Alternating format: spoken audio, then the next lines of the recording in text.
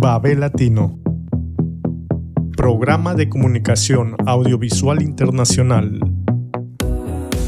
Tejemos puentes interculturales entre Latinoamérica y Europa. Con Guara Janet Sosa. Raíz Libre Fernanda León. Edición Ricardo Paz. Babel Latino 359. Estamos aquí una vez más junto a Radio Pichincha, a Radio Sensación en Murcia, a las redes que son parte ya de los medios enlazados como Voces Migrantes, Visión Latina. Les damos una gran bienvenida y un saludo a todos nuestros seguidores. Es un verdadero gusto volver a recomenzar Babel Latino después de que hemos pasado un agosto de pausa y pues decirles aquí estamos, Janet Patricia Sosa como Guara, Andrea Fernanda León, Raíz Libre, Ricardo Paz, el editor, y ya tenemos nuestro invitado que ahora mismo les contaremos quién es. Pero en tanto vamos a iniciar con el saludo. Dino, Raíz Libre, ¿cómo estás? Bien, estoy bien, contenta de volver a empezar esta nueva temporada, llamémosla así. Septiembre es un mes donde empieza un poco todo otra vez, es un segundo inicio de año para quienes empiezan las clases, empiezan las universidades y empezamos también un poco esta temporada con alguna que otra novedad. Seguramente ya les iremos contando además las nuevas colaboraciones, las integraciones de esta red. Y el día de hoy empezamos fuerte, tenemos tema que te quema, como se dice. Vamos a ir a Colombia, a visitar Colombia entre sus historia, y vamos a adentrarnos más allá que la historia tanto de Colombia, sino ya, lo vamos a conocer. No voy a decir mucho antes que luego me pierdo. Ricky, ¿qué tal? ¿Qué tal? Hemos vuelto. Ya saben, este es un programa interactivo, así que necesitamos sus comentarios, sus sugerencias, y ya saben que estarán saliendo en vivo. Así que estamos ahí. Saludos a todos.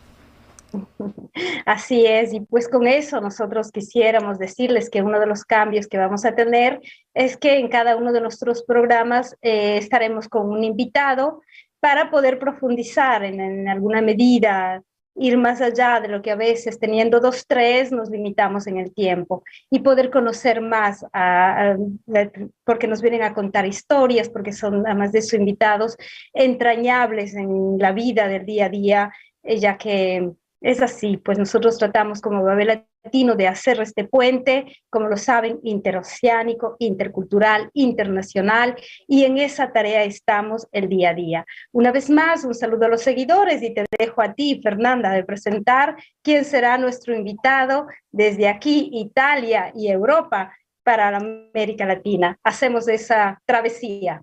Vamos a empezar entonces con Fabi. Hipólito, queremos escuchar primero tu saludo, tu voz, y luego ya vamos hablando de quién eres, de qué haces, pero primero eso, preséntate tú y escuchemos. Pues imagínense que la emoción se desborda y debe desbordarse con mucha fuerza para que el abrazo alcance a llegar a tantos afectos, a tantas amistades, a tantos abrazos también que necesitamos darnos en este continente y en este mundo. Es un saludo lleno de afecto, lleno de aprecio, con muchísimo cariño, además del reconocimiento por esta tarea de enlazarnos, esta tarea de enredarnos en la vida y seguir seguramente entre todos fortaleciéndonos, animándonos para que ese pasado del cual somos parte tenga un paso muy rápido en el presente y podamos construir un largo futuro promisorio de paz y en particular de reconciliación con nuestro medio, con nuestra naturaleza, y ahí estamos nosotros los seres humanos. Ese es el saludo lleno, colmado de aprecio y afecto, como decía al principio, y también de admiración por su tarea.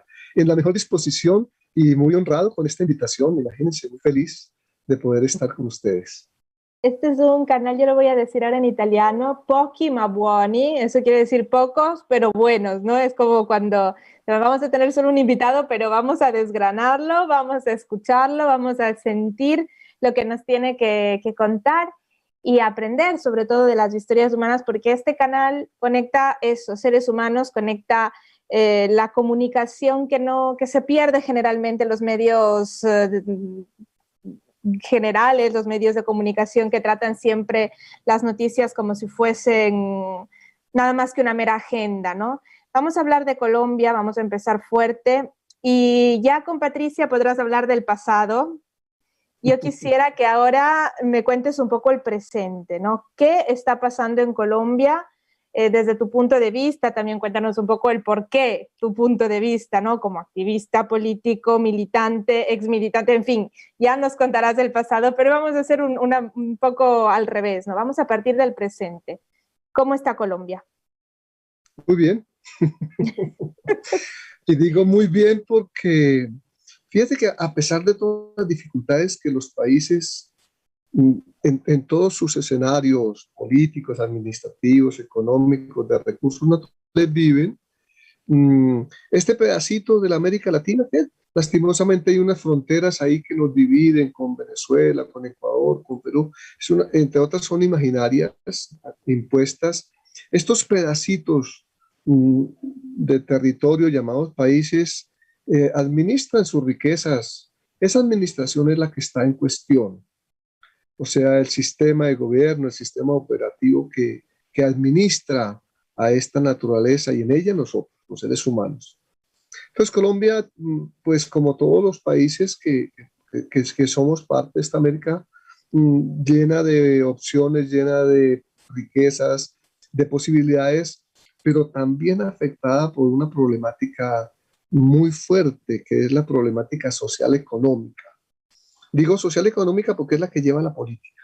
La política es menos importante que la economía para hablar de mi país y hablar sobre la pregunta que con mucho gusto quisiera resumirla en que en Colombia vivimos un gris oscuro, un agridulce, en medio de la multicolor forma de vida que tiene la naturaleza. Entonces, hay una población rica en experiencias, hay una ciudadanía que hoy se está debatiendo en la discusión de cómo salir de una conflictividad armada que llamamos violencia, que aunque en otros países vecinos se vive, no es con la misma intensidad que se ha impuesto en nuestro país. Dicen algunos teóricos que llevamos 50 años de violencia. No, la violencia en estos últimos 500 años, en esta partecita del continente americano, en esta esquina norte de la América, con sus dos mares, ha sido un instrumento recurrente para la imposición, el mantenimiento y la expresión del poder administrativo de la economía. Así se impuso cuando llegaron los portugueses, los italianos, los españoles, hace 500 años, y se impuso una forma de administración, de explotación. Esa se ha mantenido y hoy esa violencia se ejerce de distintas formas desde la gobernabilidad. Entonces hay un Estado, en Colombia tenemos un Estado, una sociedad, un gobierno, tenemos unas condiciones que están enfrentándose. Esto de la violencia es un determinante, es muy fuerte, en Colombia es muy fuerte la violencia, porque es el mecanismo que unas élites han encontrado como la mejor herramienta para mantenerse en esa forma de poder, en esa forma administrativa. Por eso centro mi observación en la situación económica del país, que es la que define la política, la que define el desarrollo social y por lo tanto define los mecanismos de la administración pública utilizada para el ejercicio de la violencia. Esta, en efecto, en los últimos 50, 60 años ha tenido unas expresiones más conocidas por el desarrollo tecnológico y comunicacional de la humanidad. Entonces, las violencias de los años 1940, 1950, 1960 han generado unos nuevos comportamientos en estos últimos 50 años que han llevado a la sociedad a sufrir los efectos de una violencia oficial, de una violencia no oficial, pero todo esto está enredado en el circuito económico que rige la administración de nuestro país.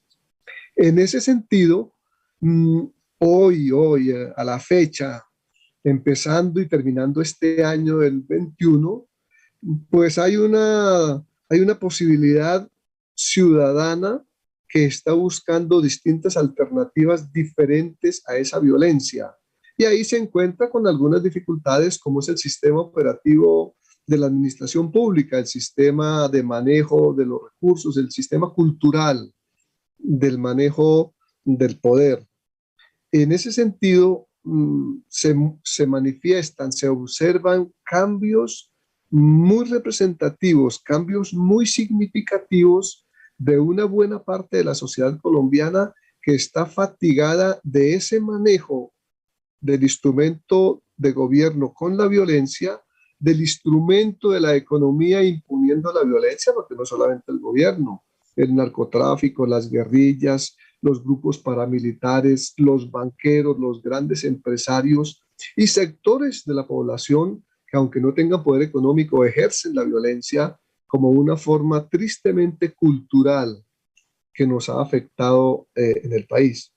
Pero hoy se observan, decía, unas muestras, se observan unas señales que indican con mucho optimismo, que indican para beneplácito del futuro, algunas señales que nos pueden mostrar que hay un cambio significativo en el comportamiento, en la exigencia y en la participación ciudadana que busca no seguir el camino triste del pasado en la violencia, que quiere asumir este presente que entre otras cosas es efímero y construir para nuestros hijos, nuestros nietos y ojalá nuestros bisnietos alcancemos a verlos, construir una herencia digna, ética, responsable y sobre todo en construcción de la paz. Que en Colombia hoy hay una muy buena parte de la sociedad que queremos no dejarle a nuestras generaciones que vienen pisándonos los talones una herencia en donde tengan que dirimir sus conflictos recurriendo a la violencia.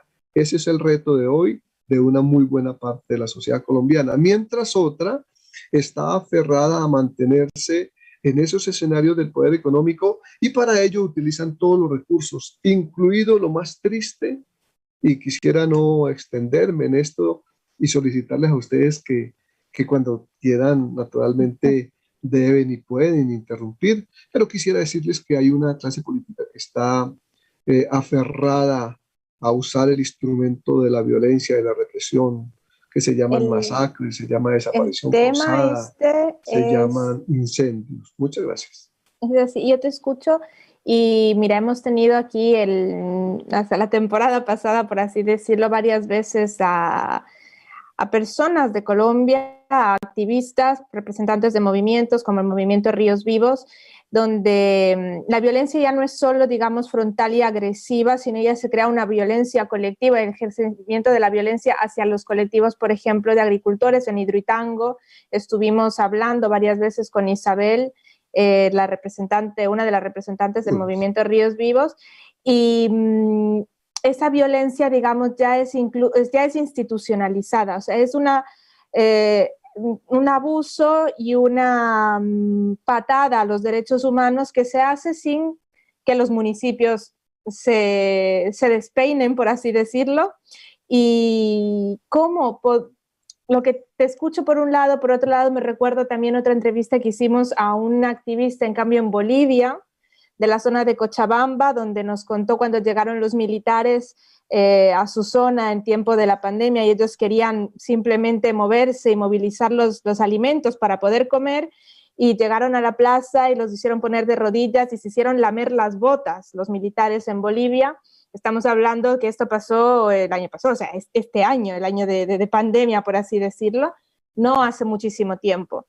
Me recuerda lo que pasó en Chile, a nivel de, o sea, no, lo que se ha vivido en Colombia se ha vivido en otras partes de nuestro continente y ya es como la praxis, es como si tiene que ser así. En Ecuador pasó hace 2 años.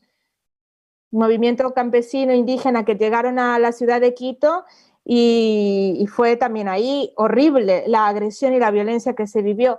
Entonces, la pregunta, la observación ya no es decir, ¿cómo vamos a salir si eso ya se ha sistematizado? ¿Cómo podemos votar a personas nuevas? Podemos hacer que nuestros representantes políticos tengan una visión diferente, pero ya el daño que se ha hecho, digamos, está dentro del sistema en el que hemos vivido como países, ¿no? Tengo la impresión que, digamos, con todo el respeto que las otras formas de administración, de manejo, el otro sentir de país que se ha generado en cada una de nuestras repúblicas hermanas, tiene sus características, tiene sus formas.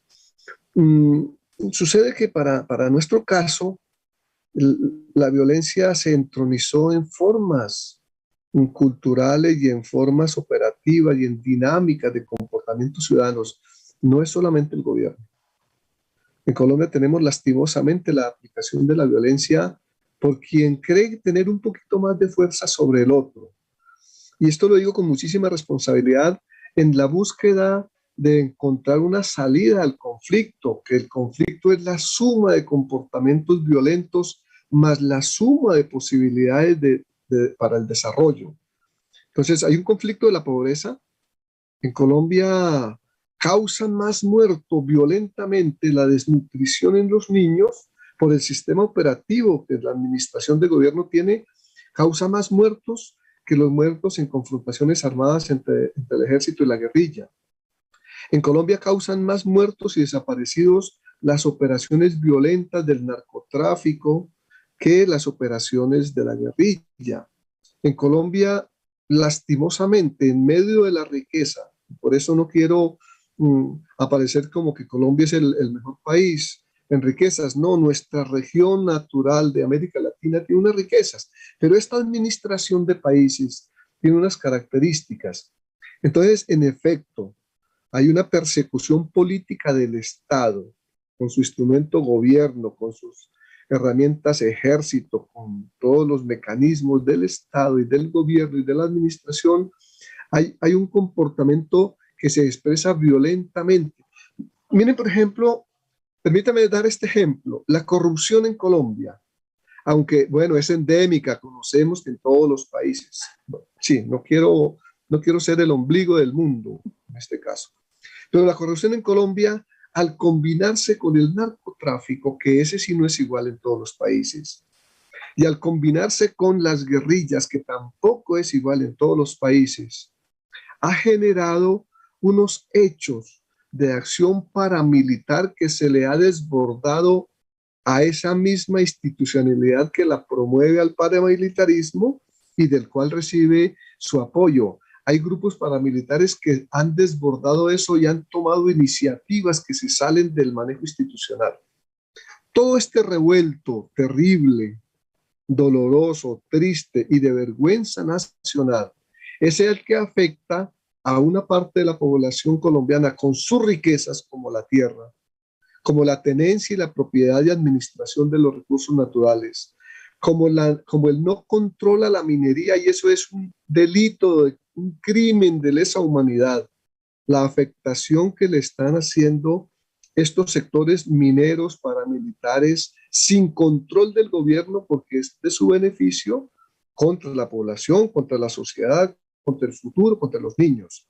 Esa afectación a la Amazonía colombiana sin control por parte del Estado es un crimen, porque están matando la vida al maltratar el agua.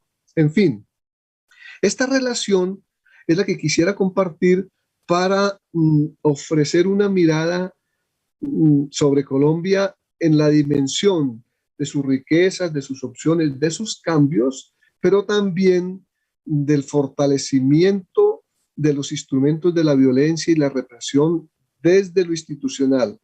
Y esto lo quiero, digamos, sintetizar en una frase esperanzadora para mí. Dolorosa, sí, pero es esperanzadora. Creo que hay un sistema operativo en Colombia de la administración de nuestros recursos, de nuestra sociedad, con crímenes de lesa humanidad que produce la banca privada, en junta, en manguala, con el gobierno, con la administración pública, en donde la corrupción del manejo de los manejos públicos no permite el desarrollo, ni el bienestar, ni la salud, ni la educación. Eso es un crimen. Y frente a eso, tengo la esperanza de que una parte de nuestra sociedad está observando con responsabilidad su comportamiento, su decisión, su participación. Y observo, decía, y ojalá así sea, que estos sectores poderosos están observando los cambios que se vienen y aparentemente están en una forma avasallante, acopiando violentamente muchos de los recursos que seguramente van a perder.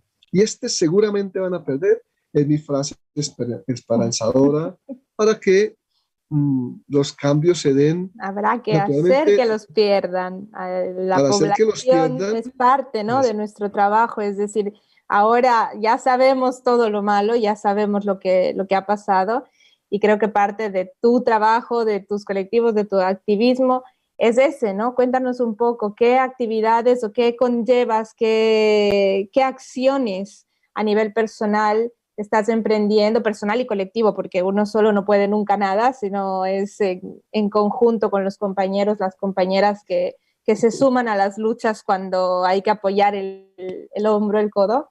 ¿Y cómo vamos a hacer ese cambio? ¿Cómo les vamos a quitar esos recursos? Yo me uno también, mira, por si acaso.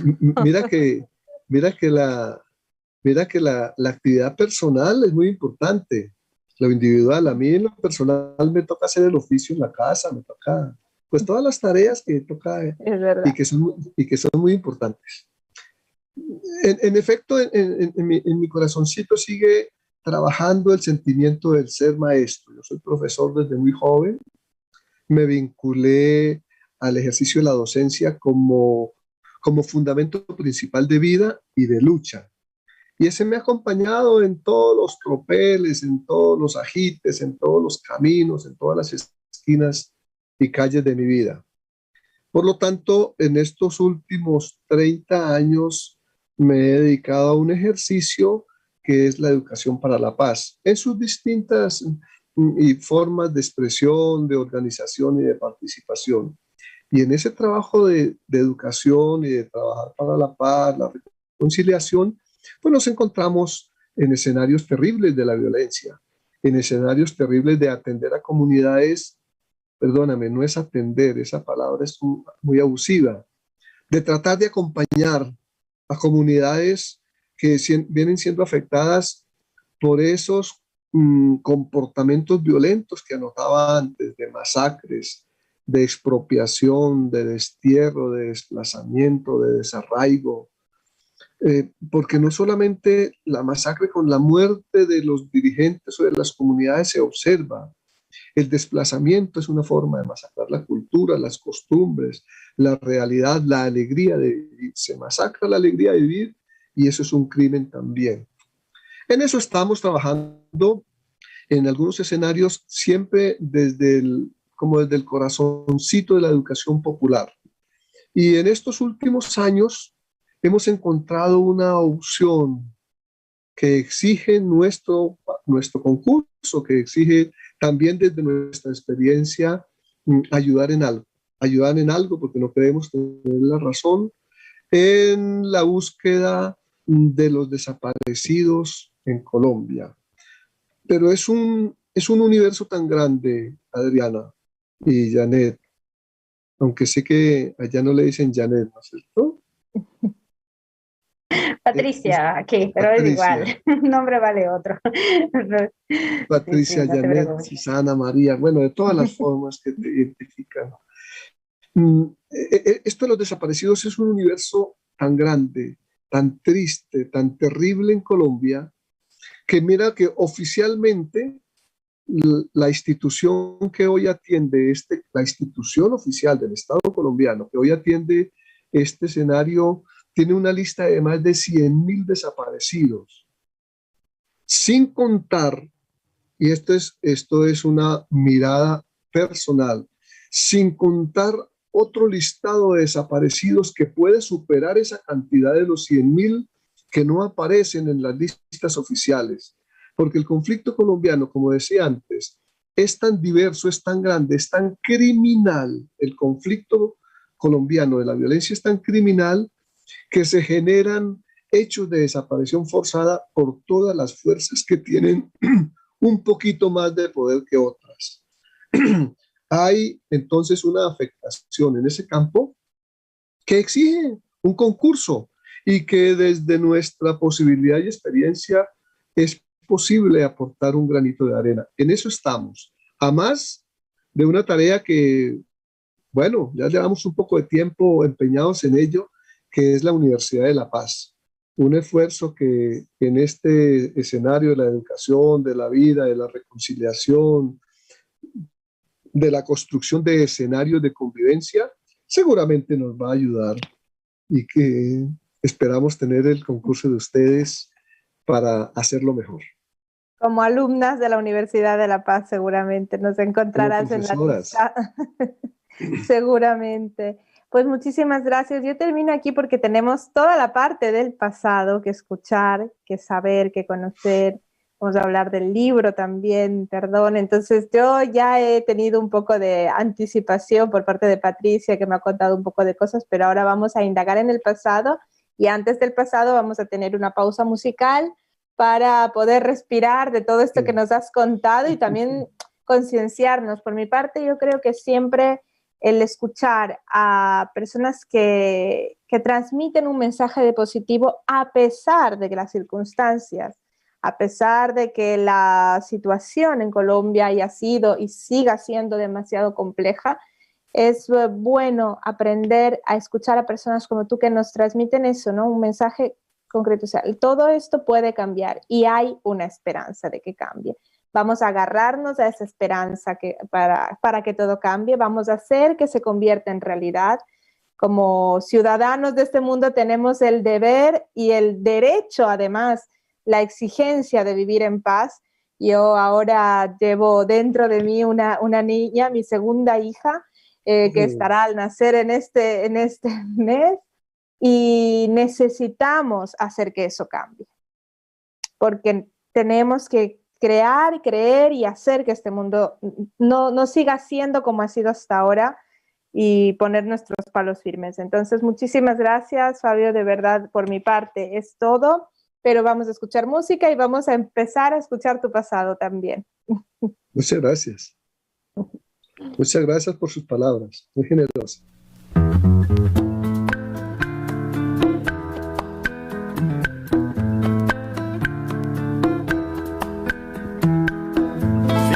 Persona es absolutamente sentida, constantemente querida.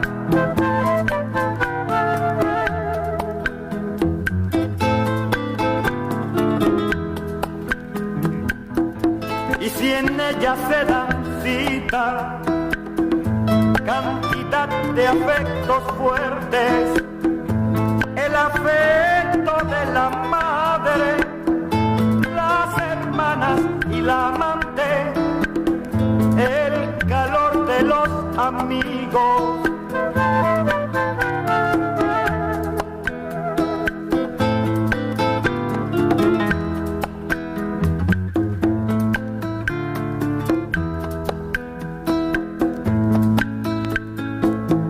Esa cadena de afectos lo defiende de la muerte, lo defiende del peligro, lo vuelve casi inmortal, o por lo menos impide el que lo maten a uno de repente así nomás.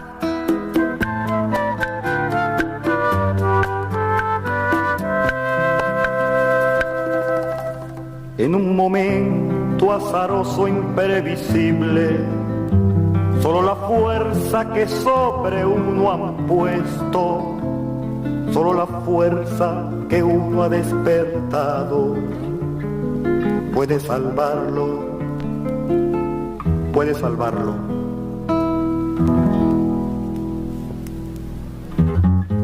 Porque el amor es certeza, la certeza de la vida. Porque el amor es certeza, la certeza de la vida.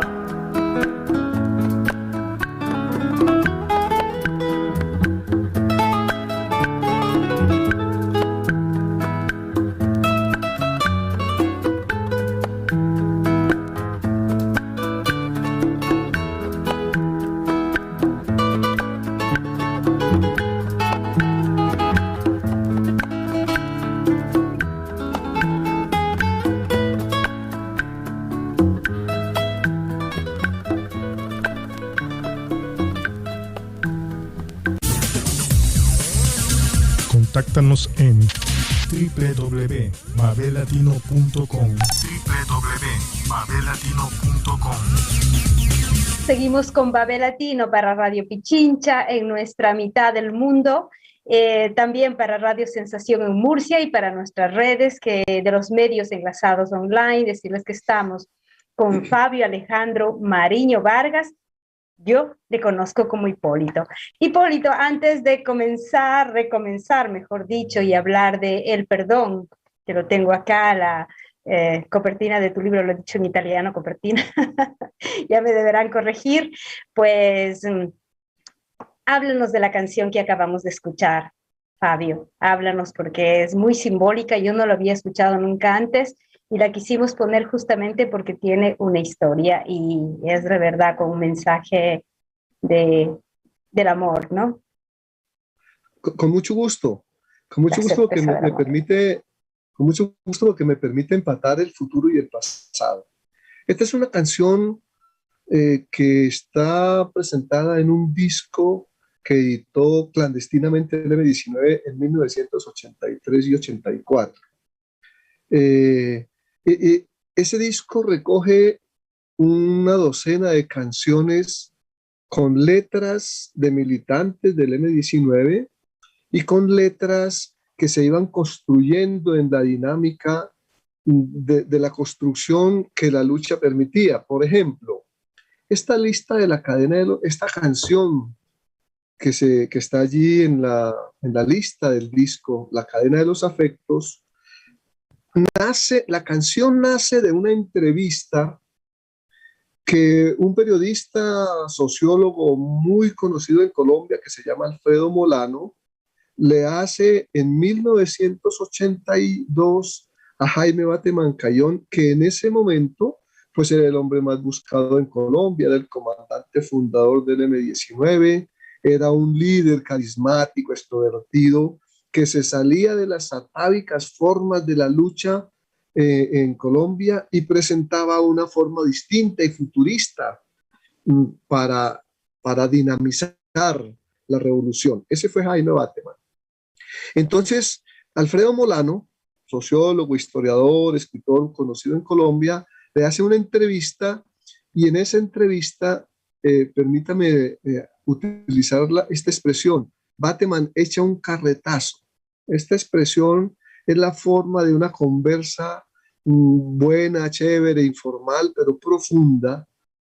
Y de esa entrevista, de parte de esa entrevista, un poeta también, pintor, músico, autodidacta, loco, enamorado, dirigente y comandante del M19 que se llamaba Afranio Parra, él tomó parte de la entrevista y armó la letra de esa canción. Por lo tanto, tiene una autoría múltiple, una autoría clandestina, una autoría que es universal. Y esta canción, por el contexto en que la entrevista se da, por la publicidad de la entrevista en su época, y luego llevada al acetato, como se decía en esa época, porque es un disco acetato de los discos grandes, long play, pues se vuelve muy famosa y para nosotros, para el M19, se convirtió en un tercer himno, un himno de nuestra militancia de amores y de afectos que era y es una de las propuestas políticas más importantes, la política del amor, de los afectos, que tiene que ver con el respeto a las diferencias, que tiene que ver con los cambios en los comportamientos de la lucha armada en esa época, y hoy nos mantiene esta cadena de afecto y esta canción con cierta identidad. Y digo que es el tercer himno porque en su momento Bateman, que era el dirigente, ese fundador, creador, soñador y armador de la arquitectura de la nueva propuesta política que se llamó M-19, él quiso que el himno de esa guerrilla no fuera esa tradicional marcha de patria muerta. Esa marcha así de fuerza y con letras que fueran como en la época, las letras de los himnos guerrilleros. Y él quiso que una canción popular que se escuchaba por todas las emisoras, que se escuchaba en los sitios, en los sitios de baile, que se escuchaba en los sitios de música, en los restaurantes, esa canción de un ritmo del norte de Colombia, que es el ritmo vallenato. Esa canción se llamaba y se llama La Ley del Embudo. Bateman quería que esa canción fuera el himno del M. Pero bueno, en estas circunstancias se presentó otra canción, un himno más marcial, que se asumió como el himno del M. Y en esa pelea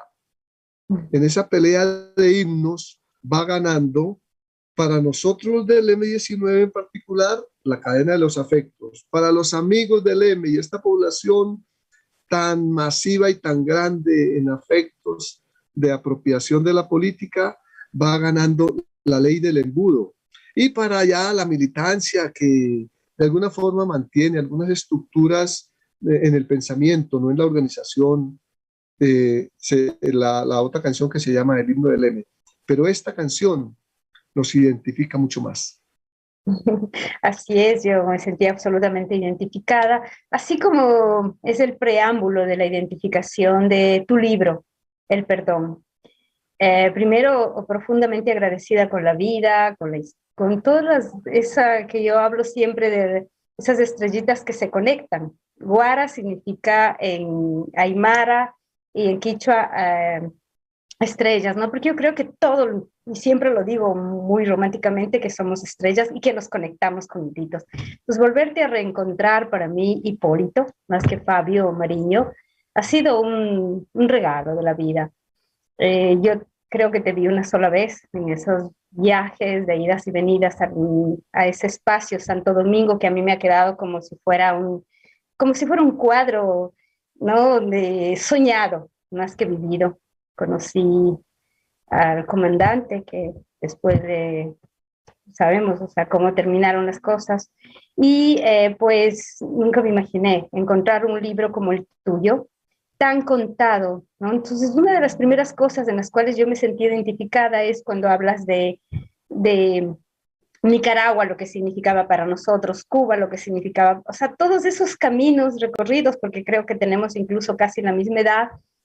Y más que una pregunta, es una reflexión que me gustaría, o sea, ¿cómo no quedarnos nosotros solo con esas nostalgias? Y podemos seguir el día de hoy estando aquí con gente joven, en este caso mi hija, nuestros hijos, nuestros nietos, ya lo decías tú, ¿cómo hemos logrado en esta evolución? ¿Cómo lo has vivido tú, incluso en el momento que cuentas? Vas poniendo el pasado y el presente, los momentos duros y los recuerdos bellos de tu niñez. ¿Cómo unes estos dos espacios de vida, el pasado y el presente? Pues no hay nostalgia. La verdad que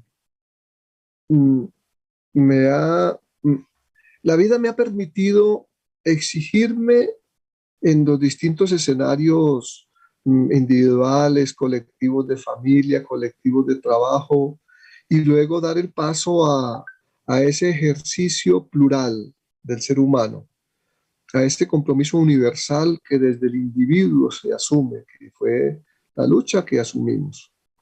Entonces, no he tenido tiempo para la nostalgia, pero también debo manifestar y reconocer que no me interesa el olvido, que el recuerdo, que la memoria, que la historia es la parte fundamental de las raíces de nuestro pasado, por donde tiene que crecer este presente efímero, pasajero, en la construcción de ese árbol que es el futuro, la verdad.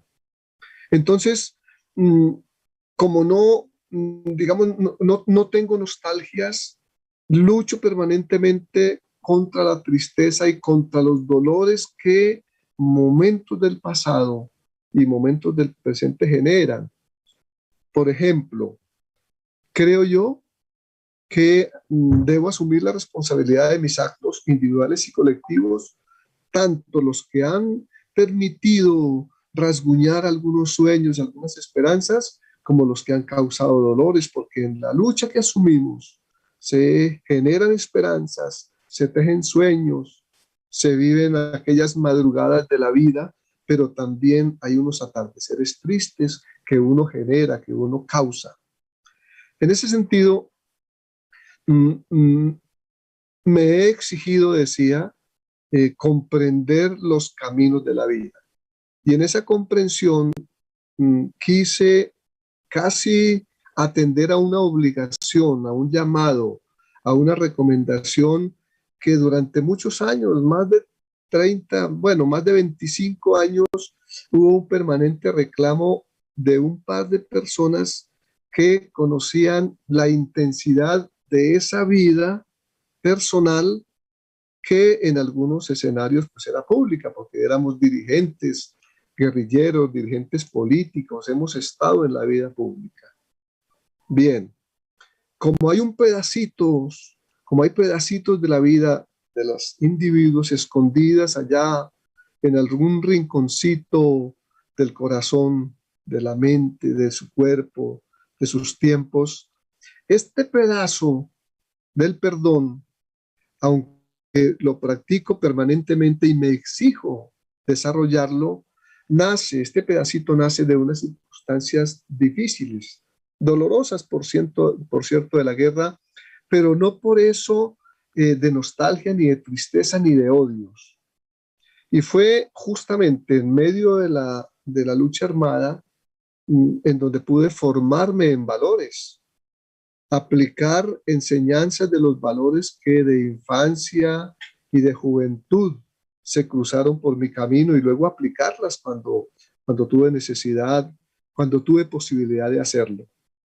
Así que sin nostalgia, con mucha responsabilidad, con muchísimo respeto, quise en este texto, en el libro, decía que casi obligadamente, porque no es fácil y no me era fácil sacar de ese escondite del corazón unos recuerdos que son dolorosos, pero no por eso recuerdos que lleven al odio, sino que lleven a la búsqueda infatigable de mejores formas de aportar para la vida, para la alegría, para la felicidad, para la justicia social. Esa es la base principal, el amor y no el odio. Los recuerdos y la memoria en función desde ese pasado para hacer los presentes muy pronto y lograr aportar algo para el futuro, para esos hijos que están creciendo. Pues sí, eso se ve, trasluce, logras dar esa esencia. Yo invito mucho a quienes nos escuchan, a quienes nos siguen, que el libro deberían leerlo. Es un libro que por otro lado se deja leer muy tiernamente, ¿no? Hubo espacios donde a mí me golpearon muchísimo. Estamos hablando de una hermana desaparecida, que no entendí mal, un hermano también que luchó, porque si no, no estaríamos hablando. Yo no es que quiero decir qué heroicidad, qué milagro, pero realmente la historia que tú cuentas hemos vivido cosas similares, parecidas, muchos compañeros, compañeras que han sido asesinados, muchos que hemos pasado la tortura, la cárcel, pero la verdad es que tú llegas a esas 3 semanas, parecen 3 siglos para mí. Las 3 semanas que cuentas es que parecen no terminar, y por otro lado es porque es un recomenzar cada vez. cuando tomas una decisión de decir prefiero morir a seguir soportando esto. Y buscas la manera, o sea, son cosas que a mí me han tocado mucho. Como te digo, sin nostalgias, pero también Sí, sí. es como que golpean, ¿no? Como que dices, te despiertan, como que estabas en un letargo de olvidos, ¿no? Y nosotros lo que nunca olvidamos es la lucha del día a día, porque nos levantamos y ahí como nos toque. Yo digo, lo importante es no dejar de hacer, ¿no? O sea, yo siempre digo, no importa lo que hagamos, lo importante es seguir aportando otras trincheras, otros espacios. Pero dime, esas partes muy duras, ¿cómo las vives ahora en tu lucha del día a día, que sigues ahí, ¿no? Permanente. Muchas gracias, Patricia. Muy, muy generosas tus palabras y tu reflexión sobre esa lectura. Mm, Esa retroalimentación anima, exige y también revela para mí poder decirte que ha sido muy, muy placentero, muy vivificante el habernos reencontrado. Mutuamente yo creo que podríamos decir que es un reencuentro vital que sí nos devuelve 40 años, 35, 30 años, en unas posibilidades de remozar los sentimientos, de echarle agüita a los recuerdos, de revivir ese pasado para saberlo tejer en función de nuestro futuro.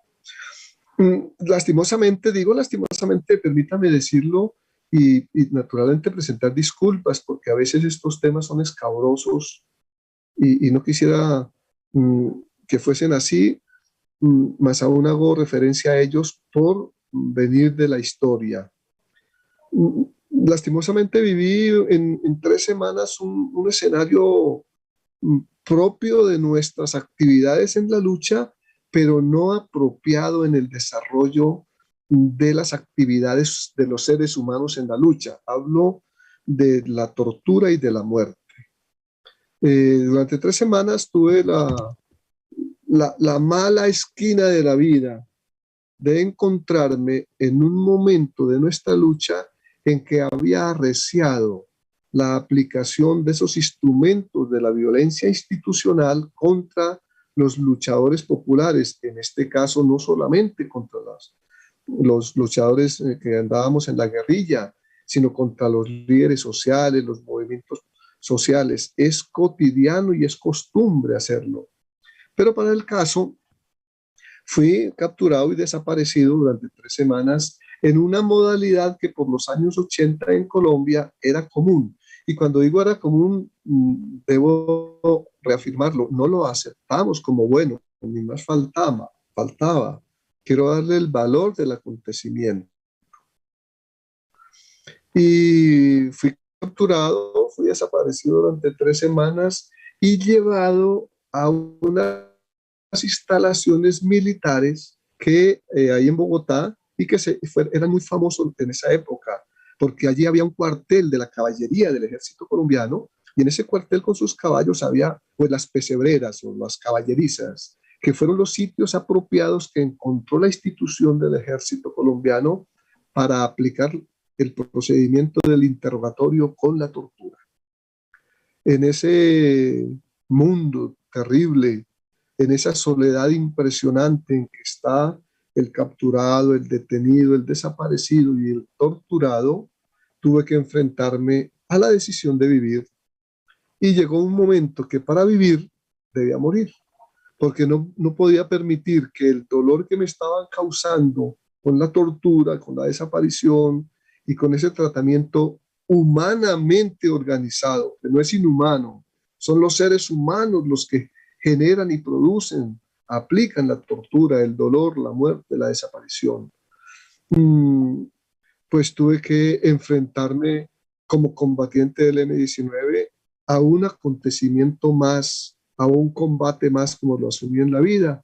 Y entonces, con amor, sin odios, con dolor sí, pero con muchísimo amor, asumí que debería no continuar prestándole el tiempo de mi vida a los torturadores para que lograran su objetivo, que era conseguir una información y con esa información seguir atacando a las otras personas, a mis compañeras, a mis compañeros, a mis hermanos de vida, a los amigos, porque ahí no solamente los compañeros son afectados, sino es esa periferia social que anima la lucha de un revolucionario. Y en efecto tomó una decisión trascendental que en últimas también es la que me lleva a vivir, porque es por esa decisión que se arma un equipo para una operación que la hemos calificado, que es el equipo y la operación del amor, que fueron unas compañeras y un compañero que se vistieron de médicos y lograron entrar a una instalación militar disfrazados de médicos y lograr ver desde esa tarea que hicieron que ese desaparecido no estaba desaparecido, que esa persona estaba siendo torturado y por lo tanto desatar toda una operación de publicidad, de exigencia y de propaganda para decirle al ejército colombiano que ya sabía dónde estaba Hipólito y que por lo tanto tenían que respetarle la vida, y así logré, en medio de unas circunstancias muy dolorosas, vivir y tener la alegría de vivir. De estar ahora aquí juntos. De estar Mira, aquí, muy honrado sí, con esta invitación, muy orgulloso. Ojalá tuviéramos muchas horas para seguir conversando, pero vamos a la última y con esta terminamos. ¿Por qué esta es una pregunta banal, pero tengo que hacerla? ¿Por qué el nombre del perdón? ¿Por qué? Ya lo has dicho todo, pero el nombre como tal. Yo digo, cuando uno escribe, hace muchas alternativas, pongo esto, no, o estaba muy claro desde un inicio que partías del perdón, ¿no? O sea, de ese amor que lleva a la liberación de uno mismo. Pues cuéntame. Nace, es más que el perdón, este tradicional ejercicio que también tiene mucho peso cultural cristiano, ¿no? No, es una decisión. En medio de la tortura, cuando ya observo que debo salir de esos sitios terribles de las caballerizas y deben enviarme obligatoriamente a una cárcel, porque ya está la denuncia pública de que estoy detenido, recurro a un valor de vida. Y ese valor de vida no podía ser el abrazo y no podía ser el afecto que es fundamental para nosotros. Entonces recurro a un valor ciudadano que nace desde el sentimiento de un revolucionario por la formación en valores que ha tenido desde niño, desde joven y luego en la vida política. Y a esos torturadores no tuve más que ofrecerles que perdonarlos. Perdonarlos porque sí sabían lo que hacían y perdonarlos porque no lograron alcanzar el objetivo que se proponían, que era sacarme la información y luego desaparecerme. Entonces, ante esa situación de derrota a un enemigo, lo más grande, y lo aprendí en distintos momentos, lo aprendí en mi lucha en Nicaragua, lo aprendí en medio de los combates, lo aprendí de los mayores nuestros, que en ese momento eran nuestros comandantes, como Álvaro Fayad, como Dan Marino Ospina, como otras compañeras, la Negra Nelly, Vera Grave, que habían sido también torturados y habían heroicamente soportado y vencido a los torturadores. En ese momento nace de mí un valor ciudadano, y entonces a esos torturadores no tengo más que ofrecerles que el sentimiento superior de un revolucionario, superior a ellos como torturadores, que fue perdonarlos y liberarme de cualquier opción de odio o de dolor. Por eso el perdón lo ejerzo desde esa época, seguramente con mayor conciencia.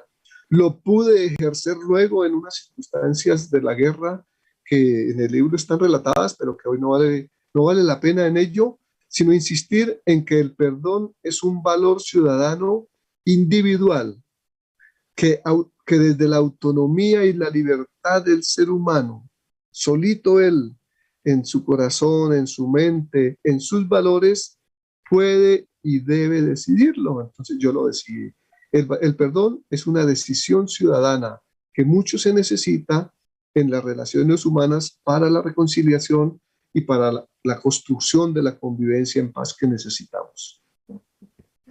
De verdad, como te decía, nos quedaríamos aquí mucho más tiempo. No espero que nos falte otra oportunidad, espero tanto que tengamos otras ocasiones de profundizar y no solo el perdón, que es un mensaje tan profundo y liberador, como dices tú, y decirte muchas gracias, pero en especial para despedir el programa y decirte solo una hasta luego, hasta pronto. Vamos a estar conectados a través de este empeño que tenemos ahora de lograr enlazar medios de comunicación más pequeños, más grandes, colectivos que estamos, sea en Colombia, en Ecuador, en Perú, aquí en Italia, en España, y pues nos proponemos seguir uno a uno, ¿no? Porque basta uno para cambiar el mundo, pero si somos uno a uno, pues somos millones. Así que agradecerte, danos tu último mensaje, así como se hace en las radios, no puede faltar el último mensaje, y con eso pues también saludarnos con Ricardo y Raíz Libre. Muchas gracias, Andrea Fernanda, por esa compañía y esas inquietudes que me llevan a reflexionar muchísimo en el futuro. Muchas gracias, Ricardo, por la compañía técnica, como fue presentado al principio. Muy honrado, Patricia, de estos momentos y pequeños instrumentos de conectividad, pero que para mí son de multiplicación de vida y seguramente de compromiso mayor en seguir con mucho más ánimo estas tareas de búsqueda infatigable de la vida, estas tareas de reconciliación, esta construcción de paz y en específico de esa tarea que es la búsqueda de nuestros desaparecidos y la Universidad de la Paz, que muy seguramente tendremos oportunidad ahí sí de tenerlos a ustedes aquí, porque estoy seguro en la esperanza y en la posibilidad de futuro que el año entrante habrá una oportunidad para que ustedes vengan a Colombia a ser parte del reto de la construcción de futuro desde los dolores del pasado, pero también desde la alegría del presente. Muchas gracias y muy honrado con esta invitación. Muchas gracias. Raíz Libre, despidimos el programa. No tengo muchas palabras el día de hoy, más allá que agradecer y decir, ojalá todos los seres humanos pudiéramos tener esa capacidad de rebobinar desde un sentimiento tan puro como puede ser el perdón, el amor, el afecto, de rebobinar y decir, no tengo nada más que ofrecer, sino que perdonar un poco los daños que uno... a los que uno es sometido y luego decir adelante con la alegría de la vida, una de las cosas que también me has transmitido y que ahora mismo necesito porque claro, viene la dura lucha de ser mamá por segunda vez, que no nos quiten la alegría de vivir, ¿no? Que nadie nos lo quite, eso no nos lo pueden quitar, que lo intenten de cualquier manera con nuevas batallas y nuevas cosas que seguramente saldrán y se inventarán y habrán problemas, que nadie nos quite la alegría de vivir. Muchísimas gracias. Ricardo, despidamos el programa. Claro que sí. Muchas gracias por haber estado con nosotros. Ya saben, todos los sábados Babel Latino tienen una cita. Regístrense, suscríbanse y denle like a la campanita. Chao. Pues, Hipólito, estamos aquí. Un gran abrazo, abracito inmenso y pues hasta la próxima. Radio Pichincha, Radio Sensación en Murcia y todas nuestras redes y seguidores. Les agradecemos inmensamente por estar cada semana y aquí seguiremos todos los sábados a las 12 del día, 7 de la noche en Europa. Hasta pronto. Chao, gracias. Babel Latino. Programa de comunicación audiovisual internacional. Tejemos puentes interculturales entre Latinoamérica y Europa. Con Guara Janet Sosa. Raíz Libre Fernanda León. Edición Ricardo Paz.